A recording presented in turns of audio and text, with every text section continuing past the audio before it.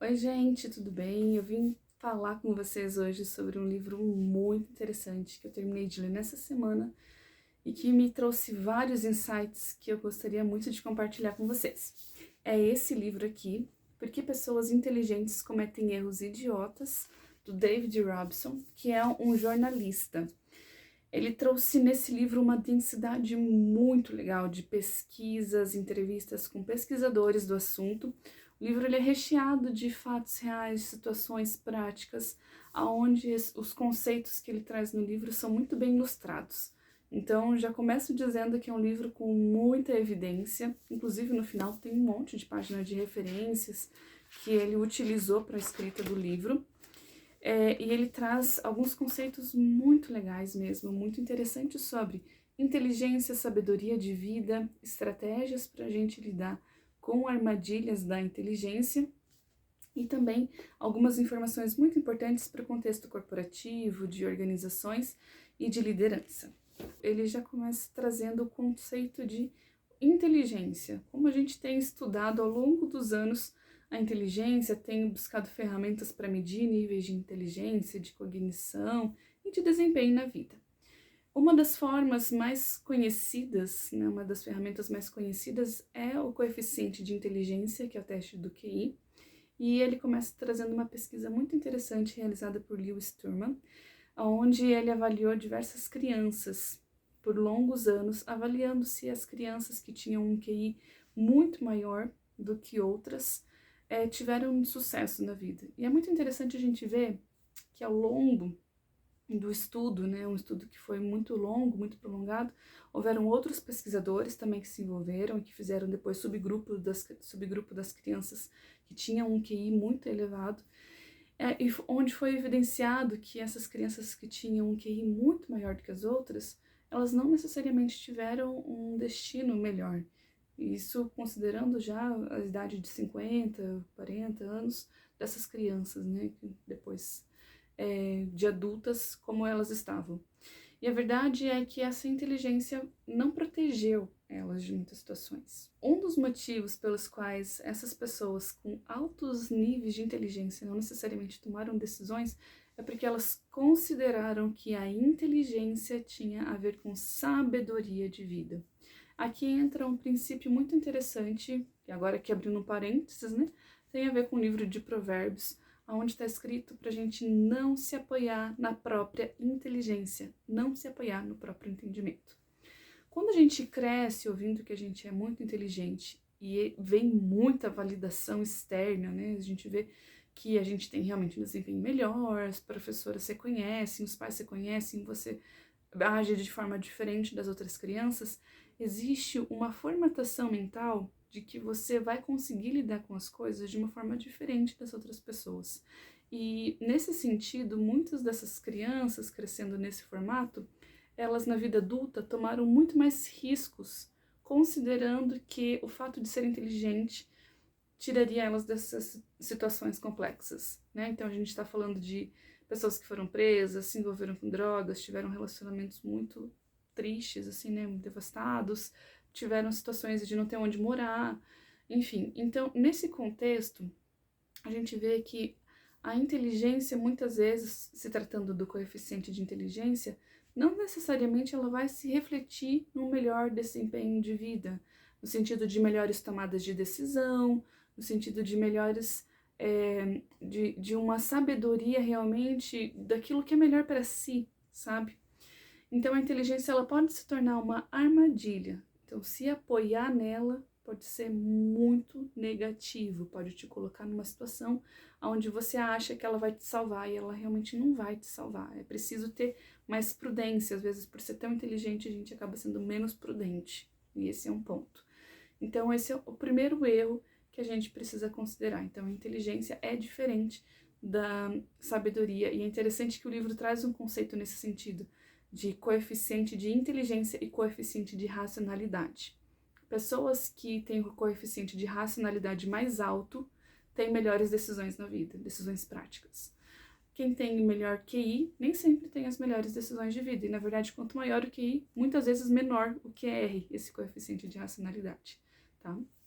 O segundo ponto, então, seria esse de acreditar que a inteligência te protege contra vieses. E aí entra muito forte essa questão de uma arrogância intelectual. Quanto mais a gente sabe, mais a gente resiste a ouvir outras opiniões, porque você acha que realmente as pessoas não sabem tanto quanto você sabe. No livro, no decorrer inteiro do livro, a gente vê vários pontos, tanto no nível pessoal, quanto no nível de liderança, no nível empresarial, corporativo, a humildade intelectual como um fator decisivo para a melhor tomada de decisões. Quando a gente se apoia, né, na inteligência, entende que nós sabemos e detemos o conhecimento, ali é onde está o tropeço. Porque a partir desse momento você passa a ignorar pontos que precisariam ser revistos, você passa a ter uma segurança tão grande para tomar decisões, sem precisar muitas vezes checar, sem precisar se apegar a procedimentos. E, na verdade, esse tipo de pensamento realmente acaba nos induzindo ao erro. Então, a inteligência, ela não te protege contra vieses, ela te induz a vieses, tá? Então, se você se considera uma pessoa inteligente, você precisa saber que, inclusive, o livro ele coloca bem isso, né? Que, às vezes, você ser inteligente é uma forma de fomentar a estupidez, é uma forma de te induzir a errar. Pessoas que são mais especialistas, que se aprofundam demais em determinado tema, se elas não têm humildade intelectual, elas são pessoas muito mais vulneráveis do que se elas não fossem tão conhecedoras de determinado assunto. E aí, saber disso, né, nos coloca numa posição muito privilegiada, porque se você se aprofunda totalmente num tema que é interessante, que é importante, mas você mantém essa posição de humildade intelectual, de reconhecer que você vai precisar de outros olhares, porque você está tão focado num único conhecimento, que isso vai permitir que você se expanda e não se cristalize ali naquele pensamento. E isso é muito rico no livro, porque você vê ele trazendo também aspectos culturais, né? O exemplo do povo oriental, onde eles valorizam muito o esforço, o aprendizado contínuo, a busca pela melhoria, enquanto no nosso mundo ocidental a gente valoriza muito o status, né? O fato de você ser sem precisar se esforçar tanto. E isso muitas vezes nos leva a um contexto realmente de um viés cognitivo. E aí entra o terceiro erro, que é a gente parar de ouvir quem pensa diferente. Então o livro ele traz muitos pontos, exemplos práticos de erros que aconteceram na NASA, Toyota, Nokia, empresas também petrolíferas, né, com acidentes muito grandes que aconteceram, onde os erros foram ignorados, ou as vozes de outras pessoas que talvez não ocupavam cargos tão altos na hierarquia corporativa, muitas vezes a empresa pagou um alto preço por conta disso. Né? Um preço tanto no sentido financeiro, mas também um preço de vidas de pessoas. Né? Um preço que realmente não tem o que pague. E quando a gente pensa na nossa vida pessoal, muitas vezes a gente precisa considerar também a opinião de outras pessoas. Claro, a gente sabe que quando a gente está no processo criativo e a gente quer construir alguma ideia sem tantas interferências, é importante a gente ter essa preservação. Mas quando a gente vai tomar decisões, tem coisas que muitas vezes, quando a gente troca ideia com outras pessoas, a gente consegue expandir o olhar, considerar coisas que a gente não estava considerando, pensar em riscos que a gente não estava considerando. Então, isso entra de novo, bem alinhado com aquela questão de humildade intelectual. Quanto mais a gente quer crescer e expandir em conhecimento, melhores têm que ser as alianças que a gente está fazendo, e a gente precisa admitir que precisa desses outros olhares. Nesse sentido ainda de humildade intelectual, o livro traz um exemplo muito interessante, que é do Benjamin Franklin, né, como ele conduziu as suas decisões, tentando trazer maior nível de harmonia para todas as partes, tentando trazer os olhares de todas as pessoas, e tomando decisões mais assertivas e que fosse melhor para todos, né? Na nossa vida pessoal, a gente precisa também pensar muito de uma forma mais integrada, né? Naquilo que realmente pode ser melhor, e às vezes a gente quer tanto tomar uma decisão, a gente quer tanto fazer uma coisa, e a gente acaba desconsiderando os riscos.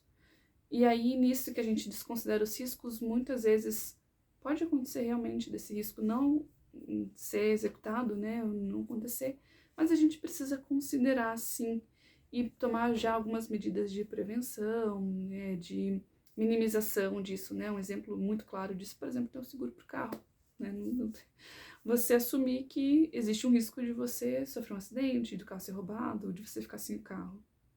Então, se você considera que existe esse risco, você vai tomar uma medida protetiva, que seria, no caso, você ter o seguro. É mais ou menos essa a ideia, tá? De você considerar, e às vezes você não consegue ver o que é ruim, porque você está tão contaminado pelo olhar daquilo que é bom, que você não consegue ter um olhar mais ampliado. E é nesse sentido que entra a opinião das outras pessoas também como um fator que pode contribuir. Ainda nesse sentido, entra um outro ponto que o livro também traz de uma forma muito consistente, que é como o ego pode ser nosso inimigo nessa caminhada de aprendizado mesmo. Porque quanto maior o nosso ego, mais a gente entra em competição muitas vezes com outras pessoas e mais a gente tenta provar que a nossa ideia está certa. E aí a gente cai em outra armadilha, onde a gente não aprende para descobrir a verdade, a gente aprende para comprovar que a nossa teoria está certa. E isso não é uma busca pela verdade de fato, é uma busca pelo autorreconhecimento, é uma forma de tentar sustentar esse ego. Então, o aprendizado, ele não consegue florescer num contexto onde o nosso ego está muito inflado. Quanto mais você quer provar que você sabe, maiores são as chances de você cair numa das armadilhas da inteligência. O quarto erro que eu achei muito interessante desse livro é construir identidade em cima de inteligência.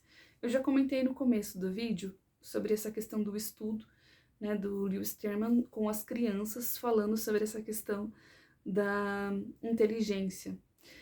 E muitas vezes a gente cresce com essa identidade formada em cima desse contexto de inteligência. Quanto mais você tem a sua identidade alinhada à questão de ser inteligente, menores são as chances de você buscar expandir. Inclusive, uma das crianças, né, depois de muito tempo, já adulta, com todos os seus problemas e situações, ela, revisando o seu passado, ela dizia como foi complexo ter sido considerada uma criança tão inteligente, onde ela não explorou outras habilidades que poderiam ter sido exploradas, habilidades artísticas e emocionais, inclusive, e ela se ressentia por isso. Então, quando a gente constrói muito a nossa identidade com inteligência, né, no sentido de, puxa, eu sou inteligente, eu sou inteligente, eu sou inteligente, eu preciso sustentar isso, menores são as chances da gente aprender efetivamente. E isso é bem importante no sentido de, tenho filhos e quero que eles cresçam aprendendo continuamente, aonde a gente deve elogiar o esforço. A Carol Dweck é uma pessoa que fala muito sobre essa questão de mentalidade de crescimento, né, e ela fala muito também dessa questão de valorizar o esforço, e também dos orientais, né? Os orientais, eles têm uma cultura de valorização desse esforço, enquanto a gente ocidental muitas vezes não valoriza tanto. E também é questão de, enquanto adultos, a gente reconhecer que, será que muitas vezes eu me limitei de crescer, de aprender outras coisas, porque eu considerava que eu tinha um nível de inteligência tão alto? E aí, esse olhar retrospectivo pode ser muito útil para a gente se colocar de novo numa posição de quem precisa aprender determinadas coisas. Às vezes, aprender a lidar com sentimentos, aprender a lidar com emoções. Hoje, com o meu filho, ele tem 3 anos, eu tenho vários livros aqui de inteligência emocional e eu vejo como isso é rico, e na minha época eu não tinha visto nenhum livro desse enquanto criança. Então, eu tô ali lendo, ensinando ele, mas eu também tô aprendendo. E esse contexto onde a gente se coloca numa posição de aprendizado contínuo é muito rico. Agora, quando você se coloca numa posição de eu já sei, você não aprende. Esse é o ponto. E eu acredito que esse livro ele traz muito bem, com muita pesquisa, muito embasamento, sobre esse contexto de identidade ligado à inteligência que pode ser um vilão no contexto de desenvolvimento pessoal. E um último erro, que é o quinto erro, é ignorar os sinais que o seu corpo já percebeu. Eu achei tão legal esse capítulo, ele traz várias pesquisas que são fenomenais. Sabe quando você vai tomar uma decisão ou você está pensando sobre um negócio, mas aquilo não te deixa em paz? Parece que você sente um nó no estômago, você sente no corpo que aquilo não é uma boa escolha. Ou às vezes não, você sente assim aquele ímpeto, aquele desejo de fazer acontecer, que a porta está aberta só para você passar. Claro, né, que esse contexto de emoção, ele precisa ter um filtro importante, né? Muitas emoções às vezes nos barram de forma negativa, ou às vezes nos impulsionam também de uma forma negativa. Mas a questão é não desassociar emoção da razão. O livro ele traz muitas evidências interessantes, mostrando que muitas vezes o nosso corpo ele sabe antes da nossa mente. No corpo a gente sente antes de conseguir racionalizar, entender a lógica do que está acontecendo, do porquê que você se sentiu daquela forma. Então a gente é tão integrado no sentido de corpo, mente, é tudo tão assim ligado. Claro, a gente tem aqui, né, o cérebro, mas parece que no corpo inteiro a gente está percebendo coisas que muitas vezes têm a ver com a lógica, mas a gente ainda não sabe explicar muito bem como que a gente está tendo essa percepção. E ele traz muitas pesquisas nesse sentido, mostrando aumento de estresse, aumento de desconforto, aumento de batimento cardíaco, pressão arterial, tudo isso quando tem alguma decisão e a pessoa sabe que aquela decisão vai ser ruim, mas ela sabe intuitivamente, ela não tem argumentos lógicos para explicar aquilo. Então, esse conceito é bem interessante para a gente trazer para nós, para valorizar esses sinais que a gente sente, que o corpo dá. Observa antes de tomar uma grande decisão, como que você está se sentindo? Você está se sentindo em paz para fazer isso? Nossa, eu posso escrever um livro sobre as vezes que eu não respeitei esses sentimentos. E infelizmente depois eu tive alguns resultados bem negativos. Então valoriza esse sentimento e vai treinando nessas coisas pequenas, para você ir refinando cada vez mais essa percepção e valorizando, porque muitas vezes você pode sair de situações negativas por valorizar essa percepção pessoal, corporal. Não pense que a tua emoção não tem nada a ver com a razão. Ela tem tudo a ver com a tua razão. E ela tem um grande valor. Não desperdiça isso. De forma geral, esse livro foi fantástico, fenomenal. Eu indico muito esse livro. Achei realmente assim um divisor de águas para mim. Eu espero muito que esse conteúdo tenha sido relevante para você. Se você já leu esse livro, me conta aqui nos comentários que eu vou adorar saber. E se você quer comprar o livro, eu deixei o link aqui para vocês também adquirirem, se quiserem pelo link. E se tiverem também sugestões de outros livros mais ou menos nessa linha de inteligência, aprendizado, me recomendem aqui, que eu posso ler e trazer algum resumo para vocês, tá bom? Até mais!